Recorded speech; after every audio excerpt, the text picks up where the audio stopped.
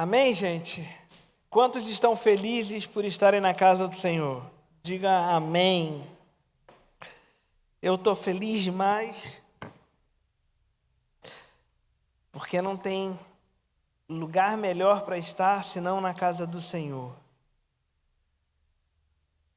Se tem algo que a gente não pode abrir mão, é de estar na casa do Senhor.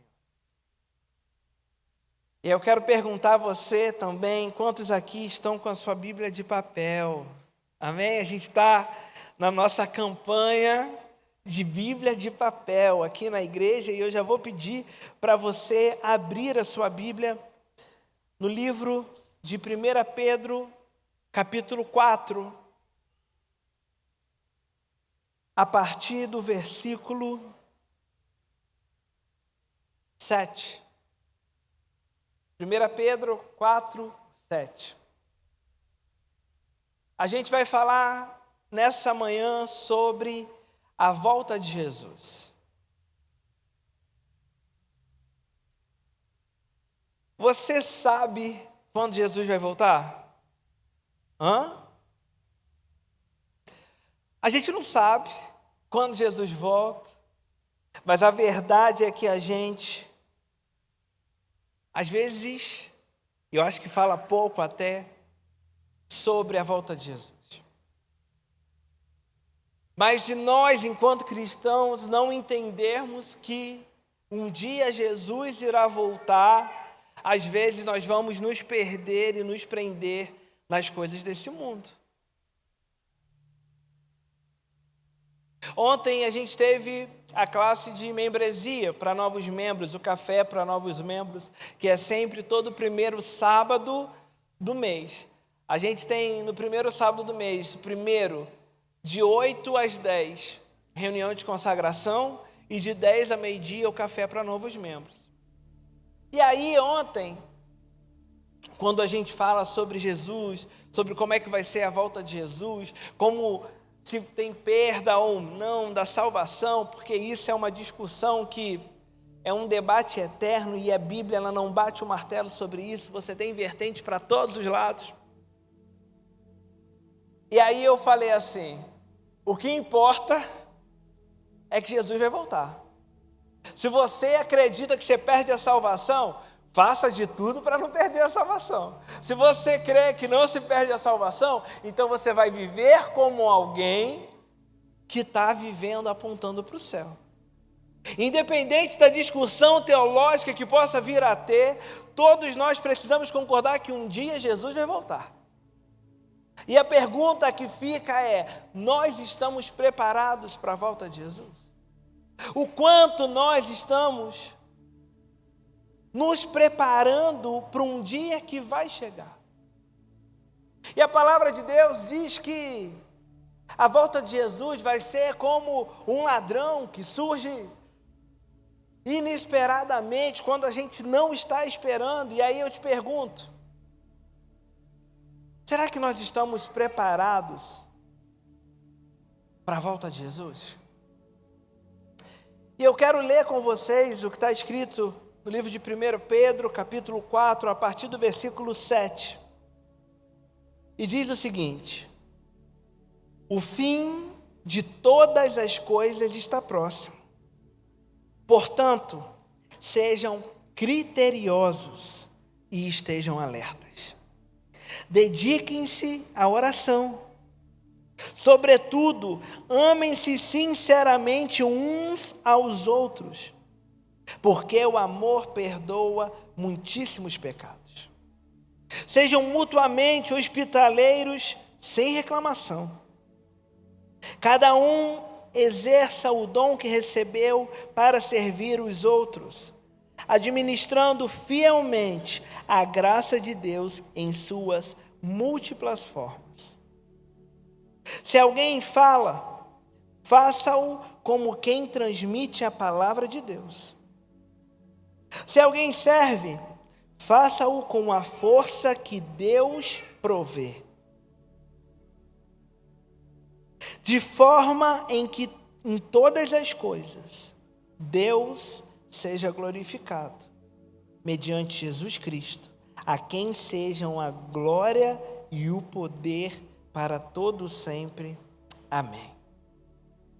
Senhor Jesus, nessa manhã nós clamamos pela Tua voz nessa manhã. Nós queremos Te ouvir, nós queremos ouvir da Tua palavra. Nós queremos, Pai, ser profundamente ministrados pelo Senhor. Não nos deixe, Pai, sair daqui da mesma forma que entramos, mas nos leva a entender e a perceber aquilo que o Senhor está lançando sobre as nossas vidas nessa manhã. Em nome de Jesus. Amém.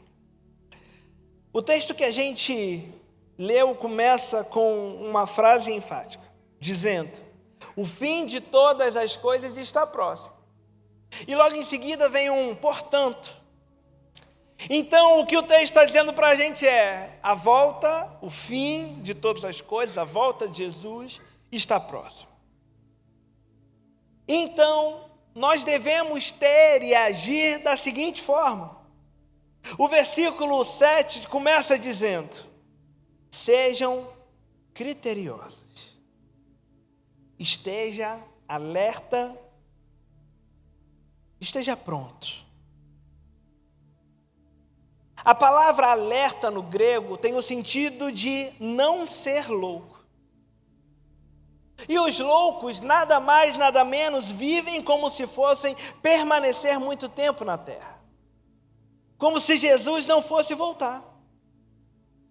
O que nós desejamos, estamos com os nossos corações voltados, é para as riquezas, é para aquilo que o mundo pode nos oferecer, para as coisas que o mundo tem para nos dar, para nos fornecer.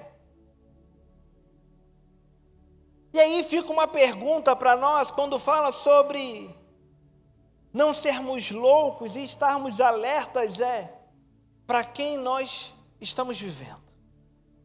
Será que nós temos vivido para Cristo, ou será que temos vivido para atender às nossas próprias necessidades? E eu não estou falando aqui que nós temos que largar todas as coisas e ficar aguardando a volta de Jesus, até porque há um trabalho a ser feito por nós cristãos. Há algo que nós precisamos desenvolver, há algo que nós precisamos fazer. Na verdade, o final do texto, no versículo 11, vai dizer que nós precisamos glorificar a Deus. Então, tudo o que nós fazemos precisa apontar para Deus. E preciso te dizer que não fazer nada não aponta para Deus. Então, a nossa vida, embora com trabalho, embora com esforço, embora com dedicação, tudo o que fazemos precisa apontar para Deus. E será que a nossa vida hoje, ela tem apontado para Deus? Ou será que a nossa vida hoje tem apontado para as nossas próprias necessidades? Será que as nossas atitudes hoje têm mais a ver para aquilo que nós queremos conquistar? Será que hoje tudo o que fazemos, tudo o que agimos pensando em se beneficiar em algo, mas sem se preocupar com a eternidade? E aqui, gente, eu não estou falando sobre você não poder prosperar, sobre você não poder ter uma boa vida. Eu não estou falando sobre você não poder tirar férias, eu não estou falando sobre você não poder usufruir daquilo que você tem trabalhado para conquistar, eu não estou falando disso. Inclusive, final de novembro, eu vou tirar uma semana de férias, uma semaninha só, porque a gente precisa descansar também. Precisa ter um tempo de descanso, que às vezes na nossa correria o olho treme aqui, o outro olho treme aqui, a gente fala: meu Deus, o que está acontecendo? Preciso descansar um pouco. Eu não estou falando que o trabalho é um problema, mas eu estou dizendo que um foco da nossa vida não pode ser em conquistar as coisas aqui na terra, mas o nosso foco precisa estar em viver uma vida que glorifica a Deus em todas as coisas. Porque do que adianta nós conquistarmos tudo que pensamos, tudo que desejamos, tudo que planejamos, se aquilo que estamos planejando não glorifica a Deus? Se aquilo que nós estamos almejando não engrandece o nome do Senhor? Pelo contrário, tem pessoas que fazem de tudo para conquistar algo, para chegar num objetivo, pessoas que passam por cima de valores e princípios básicos do cristão para alcançar algo. Será que isso tem valido a pena? Será que no fim das contas valerá a pena termos aberto mão de viver uma vida com Cristo para viver uma vida em que a traça corrói? Porque no final das contas, o que importa na nossa vida é juntar os tesouros no céu. Porque os tesouros que tem aqui na terra,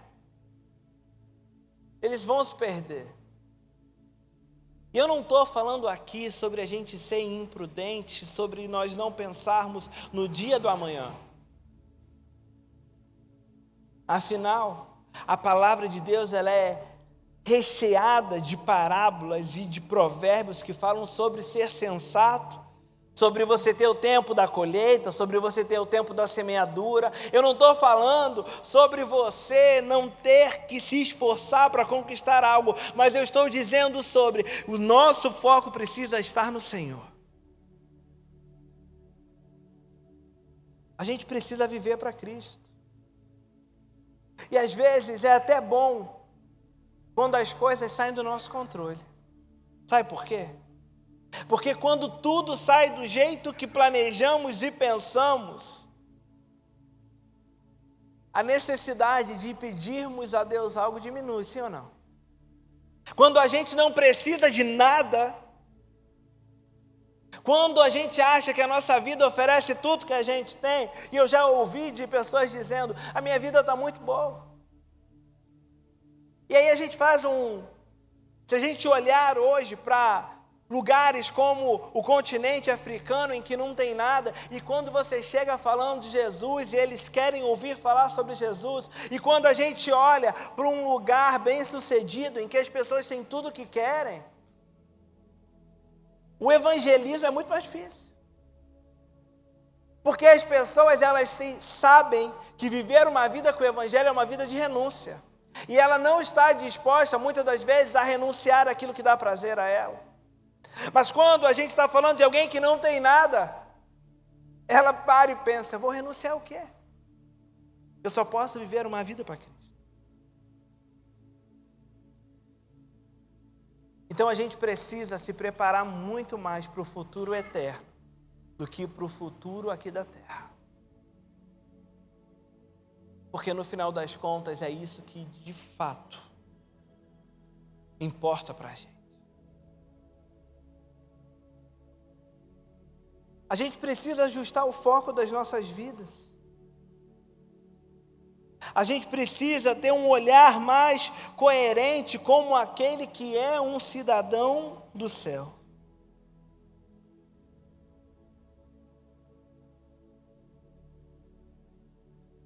A gente precisa ter domínio próprio. A gente precisa ser sóbrio no estilo de vida que nós temos. A palavra sóbrio no grego, ela fala sobre autocontrole, ela fala sobre atitudes equilibradas. E nós precisamos buscar uma vida equilibrada. Mas essa vida equilibrada, ela vem do Senhor. A vida que nós precisamos viver é uma vida que tem o Senhor como alicerce. É uma vida que tem o Senhor como fundamento. E às vezes nós estamos abrindo mão de viver uma vida profunda com o Senhor, porque tem faltado em nós sobriedade. A nossa vida tem sido uma vida completamente fora de controle. Muitos têm vivido cheios de ira, cheios de si, cheios de convicção. E às vezes não estão dispostos a abrir mão das suas próprias convicções para ser colocadas nela a convicção de Cristo. A convicção de quem é Cristo. Eu não me canso de falar a respeito dos temperamentos, porque eu sempre digo e reforço que para mim,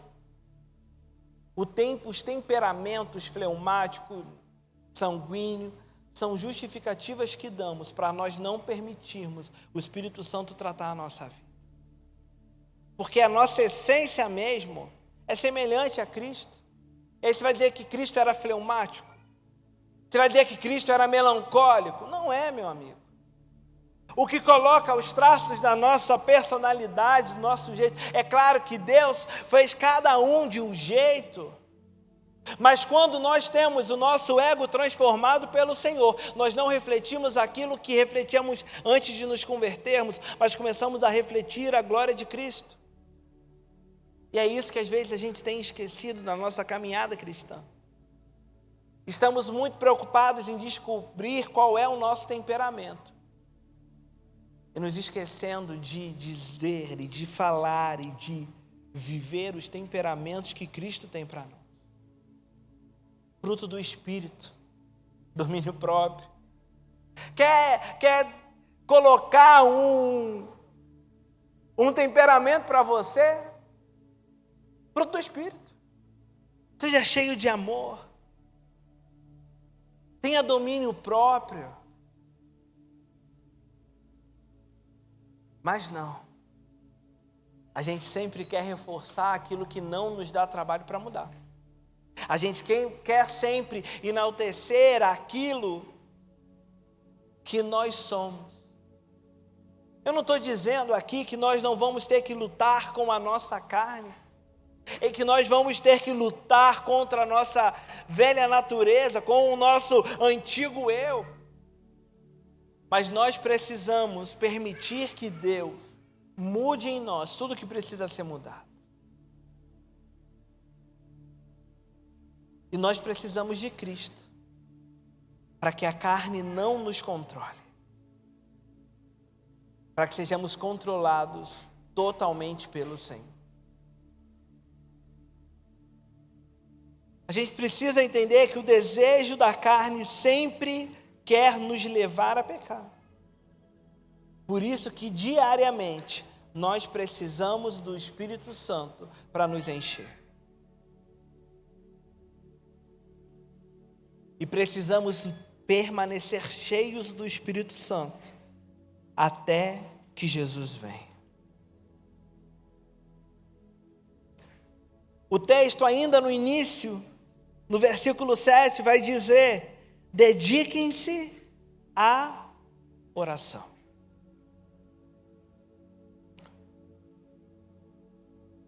Será que nós temos nos dedicado a uma vida de oração? Teve uma vez que eu ouvi uma palavra, uma pregação da pastora Camila Barros, e ela diz assim: você não quer ir na igreja, você não ora, você não lê a Bíblia, o que você quer fazer no céu? E às vezes é isso. A gente olha para a nossa vida e a gente tem tempo para todas as coisas, menos tempo para a oração. Nós precisamos nos dedicar a uma vida de oração. Mas a clareza e o entendimento da oração, ela vem quando nós somos despertados pelo próprio Espírito Santo de Deus.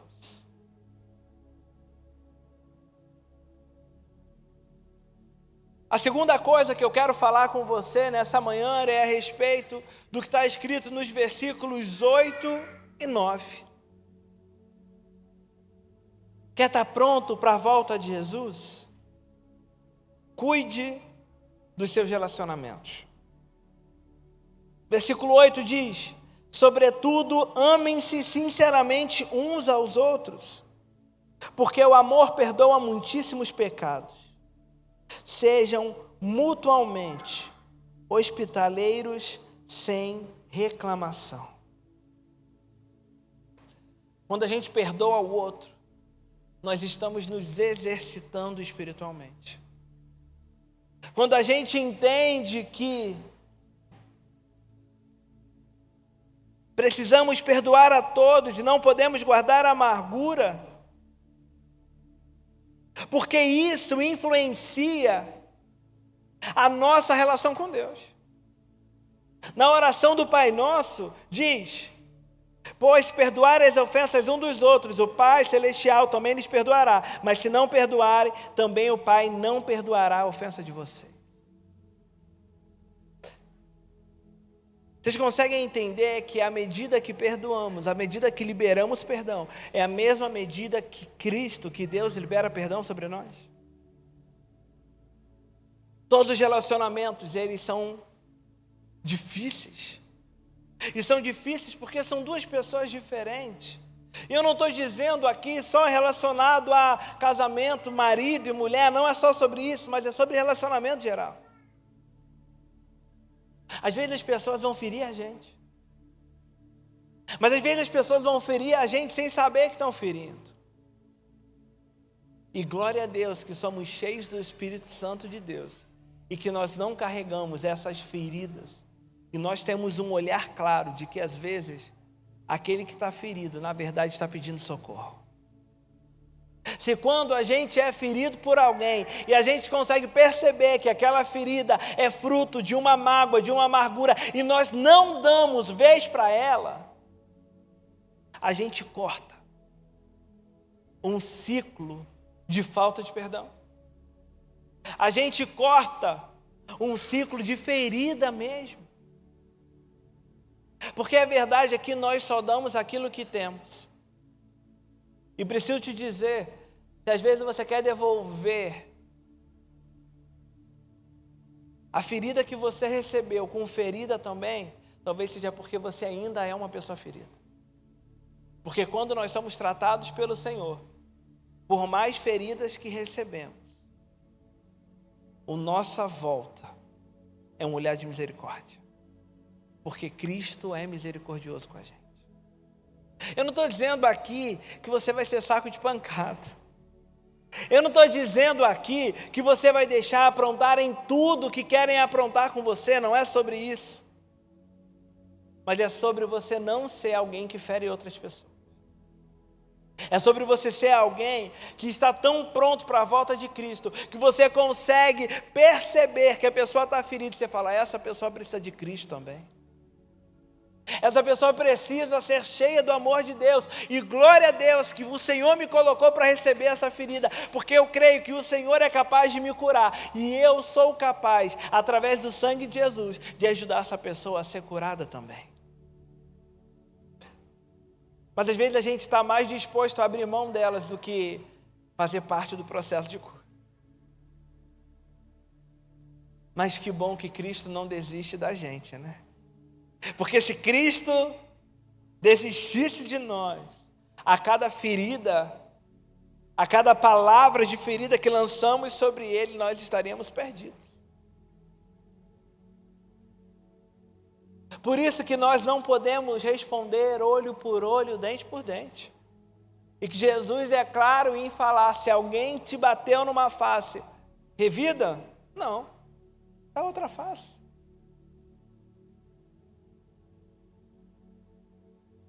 A gente às vezes usa muito a frase, quem me justifica é Deus, o tempo vai falar. Eu concordo com isso. Mas eu concordo também que as nossas atitudes, elas são justificadas no Senhor.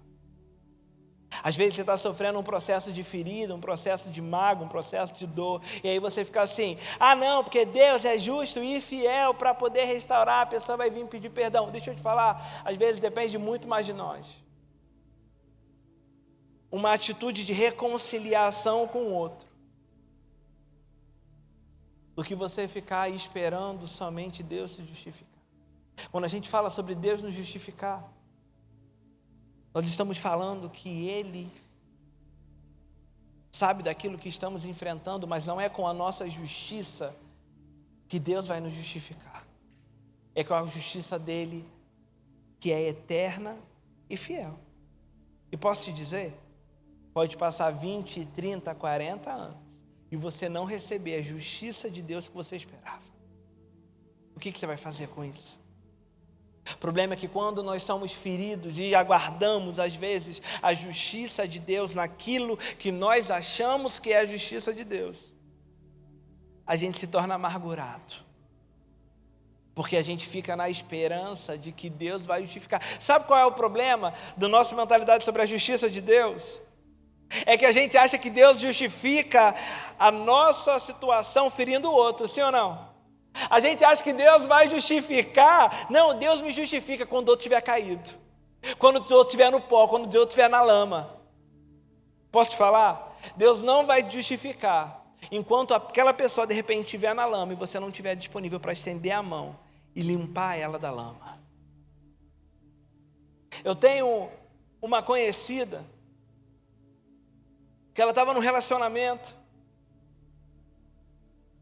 e aí ela foi traída nesse relacionamento e não eram casados ainda, separou e ela falava assim, não, porque meu Deus é justiça. Meu Deus é justiça, Ele vai vir se arrestejando ao meu pé. E Ele não sei o que. Sabe aquela coisa que você não, porque meu Deus é justo, Deus não vai deixar que eu passe por essa humilhação, não sei o que e tal.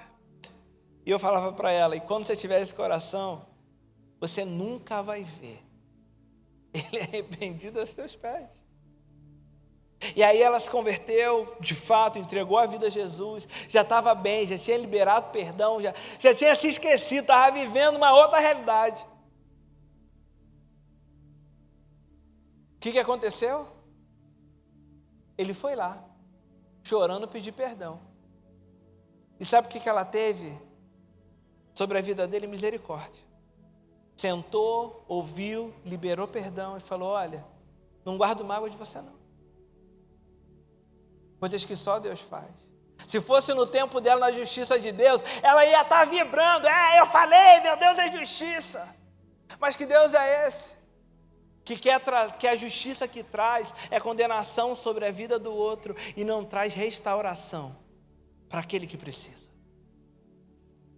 Então a gente precisa repensar aquilo que entendemos como justiça de Deus. Ou se não estamos lançando a nossa justiça e targiando como justiça de Deus. A gente precisa entender que é graça suficiente para nos ajudar a liberar perdão. A gente não consegue, mas Deus nos ajuda. Para sermos livres. Porque foi para uma vida de liberdade que Cristo morreu na cruz. E você pode ir perguntando por que o pastor está falando sobre isso. Ele não falou que ia falar sobre a volta de Jesus. É porque nós precisamos estar preparados para a volta de Jesus. E se nós não entendermos os princípios básicos de uma vida cristã, nós não estamos preparados para a volta de Jesus. Se ainda há amargura no nosso coração, se ainda há falta de perdão, se nós ainda não entendemos que precisamos ter Cristo como alvo da nossa vida, nós ainda não estamos preparados. E aí você precisa parar de cantar, ó Maranata, a hora vem, ou volta a Jesus, porque você não está preparado para a volta dele. E eu falo isso sobre mim. E eu falo, Senhor, tem misericórdia, não volta ainda não. Porque tem tanta coisa para eu ajustar, tem tanta coisa ainda para eu fazer, tem tanta coisa para a gente evangelizar. Tem tanta coisa para a gente servir ao Senhor. E a gente olha e vê a história de Paulo, que mesmo sofrendo, mesmo passando por tantas coisas, ele não parava de servir ao Senhor, entendendo que todo o tempo que ele tinha era para glorificar o nome de Deus, através daquilo que ele vivia. A gente precisa começar a amar as pessoas. E amar as pessoas que são diferentes de nós. Porque quando nós, cristãos, amamos aqueles que são diferentes de nós, as pessoas começam a acreditar em Cristo. Eu não estou dizendo que você vai concordar com tudo que fazem. Não estou dizendo que a gente precisa concordar com o estilo de vida que as pessoas levam. Mas não cabe a nós levar condenação sobre ninguém.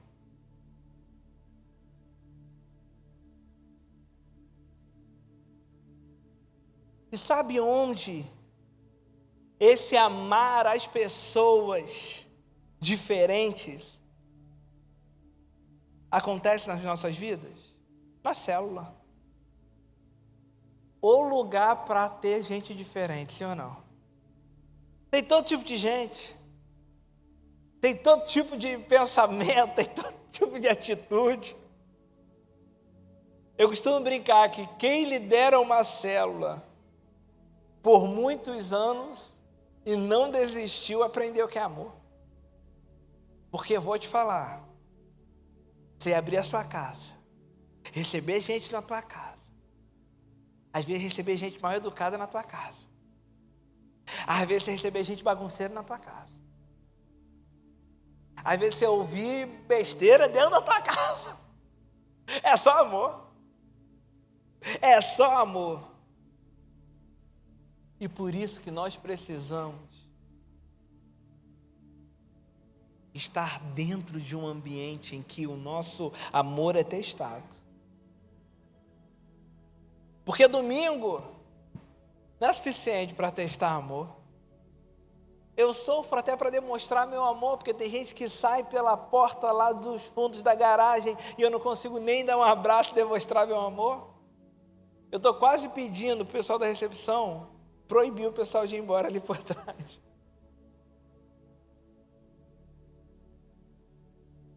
Porque é no relacionamento em que a gente demonstra amor.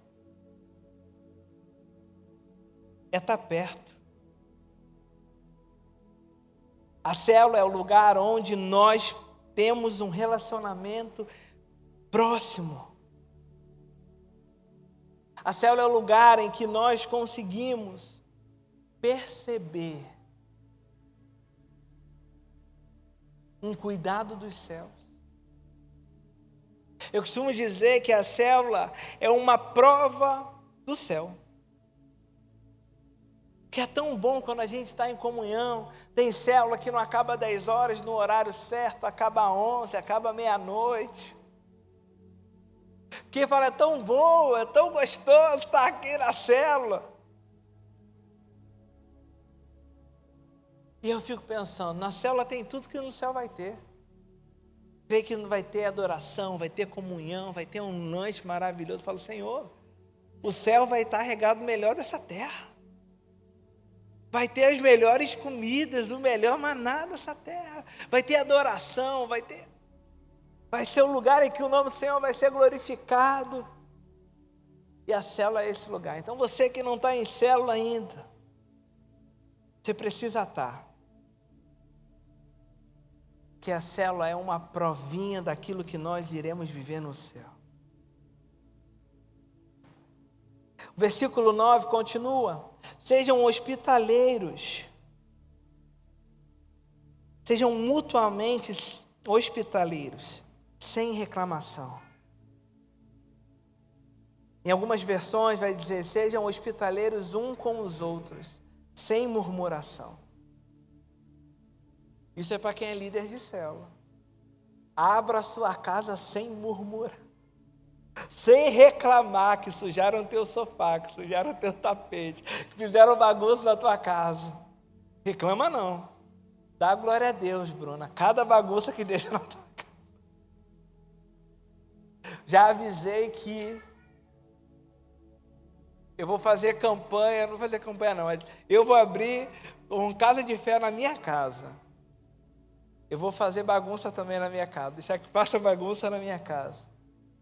Eu estou sentindo falta de ter célula. Tinha uma época, antes da gente se mudar para cá, antes da gente vir para cá, a gente tinha uma célula só de mulheres lá em casa. A gente tinha a nossa célula, a gente tinha célula de mulheres, a gente nem participava da célula. Ali, a Gabi era líder, não tinha lugar para ir. Ela ficava reclamando assim, não tem lugar para poder ter célula na igreja não é legal, que as pessoas não se sentem à vontade. Tem problema, morava na rua da igreja, Bota a célula lá em casa. Se eu pudesse, eu enchia toda a minha semana, toda a minha casa de célula. Porque não tem nada melhor do que nós levarmos um pedaço do céu, um pedaço da igreja para as nossas casas. Da gente levar as pessoas que não conhecem a Cristo a ter um relacionamento profundo com o Senhor através da igreja nas casas. Bem, a última coisa que eu quero falar com vocês, o terceiro ponto, é o que está escrito nos versículos 10 e 11. Cada um exerça o dom que recebeu para servir os outros, administrando fielmente a graça de Deus em suas múltiplas formas. Se alguém fala, faça-o como quem transmite a palavra de Deus. Se alguém serve, faça-o com a força que Deus provê. De toda forma, que em todas as coisas Deus seja glorificado mediante Jesus Cristo, a quem sejam a glória e o poder para todos sempre. Amém.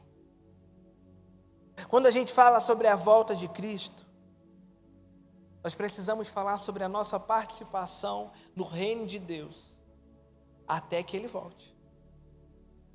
Cada um de nós tem um dom.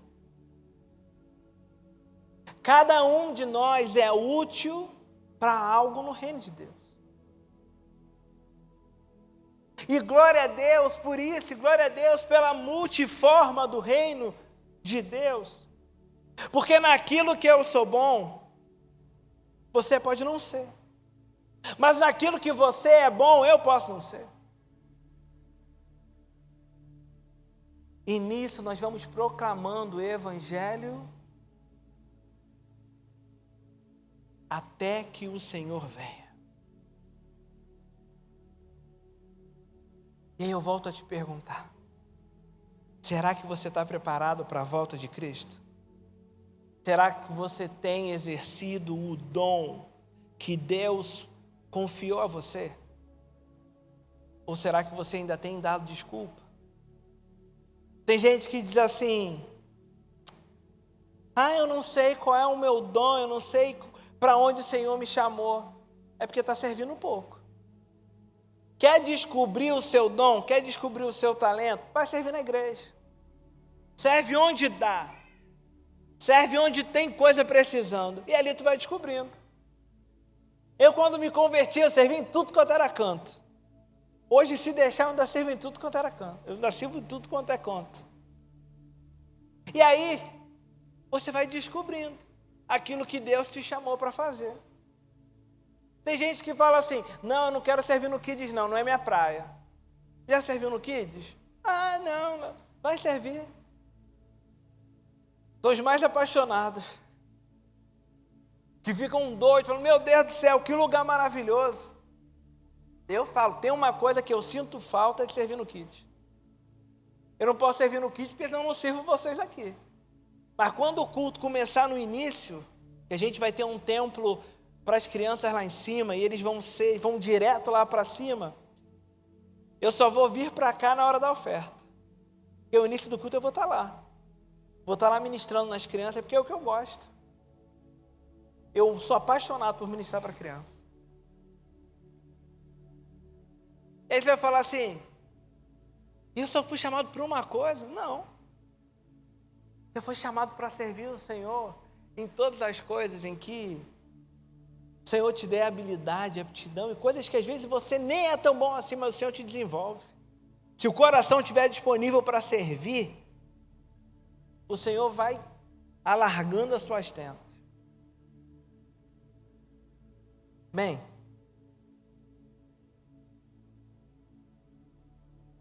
volto a te perguntar, será que estamos prontos para a volta de Cristo? Será que nós temos sido criteriosos naquilo que vivemos, naquilo que fazemos? Será que temos vivido mais para Cristo ou mais para o mundo? Será que nós temos sido cheios do Espírito Santo? Será que temos orado? Será que temos buscado ao Senhor? Será que estamos prontos para o dia em que Jesus vai voltar? Será que estamos preparados para a volta de Jesus? Será que temos amado o outro? Será que temos liberado perdão para aqueles que nos feriram? Será que temos exercido os dons e talentos que o Senhor nos confiou? Será que estamos prontos para o dia em que Jesus vai voltar?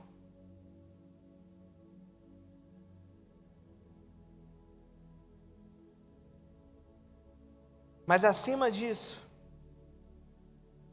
será que estamos aliançados com Cristo?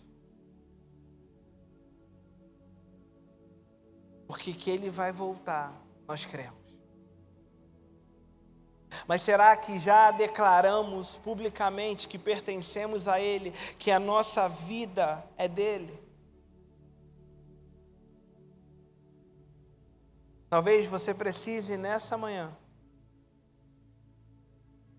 antes mesmo de ser criterioso naquilo que você vive, antes mesmo de você exercer um dom, antes mesmo de você fazer qualquer coisa em nome do Senhor e aguardar ansiosamente a volta dele, o que você precisa fazer hoje é entregar a sua vida a Ele,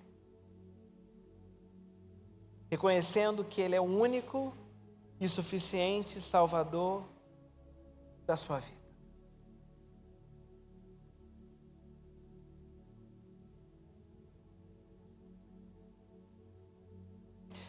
Eu falei no início, no meio, que às vezes eu penso, Senhor, será que nós estamos prontos? Eu creio que sempre terão coisas que nós precisaremos fazer em nome do Senhor. Mas o primeiro passo que precisamos dar é entregar a nossa vida a Ele. Eu quero convidar você, nessa manhã, a entregar a sua vida a Cristo. Você que ainda não entregou, você que ainda não confessou Cristo como o único e suficiente Salvador da sua vida. Eu creio que o Senhor te trouxe aqui essa manhã para você tomar essa decisão. Eu quero convidar a igreja a fechar os seus olhos, a curvar a sua cabeça e a repetir uma oração comigo. Ninguém precisa ouvir, é só você e Deus. E diz assim: Senhor Jesus, eu tenho vivido como louco, eu não tenho olhado para aquilo que vai além da minha vida. E hoje eu sei que o que vai além da minha vida é a eternidade contigo. E hoje eu decido firmar um compromisso contigo. Decido entregar a minha vida a Ti, reconhecendo que o Senhor é o único e suficiente Salvador da minha história.